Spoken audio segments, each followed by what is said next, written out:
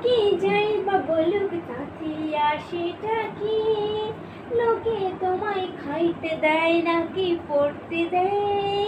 লোকের কথায় শুনে তোমার কিছুই হয় না।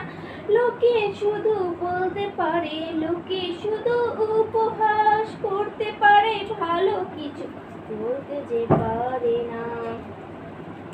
লোকের কথায় শুনে তোমার কোনো কামি নাই। নিজের কাজ নিজে করো, তাইতে হবে তোমার লাভ। হা হা হা হা হা। লোকের কথা শুনে আর কি হবে? লোকে তো শুধুই বলতে পারে, লোকে তো শুধু বলতে পারে, তাদের কোনো কাজ নাই। পরের কাজ খোঁটা দিয়ে বললি তারা খুশি।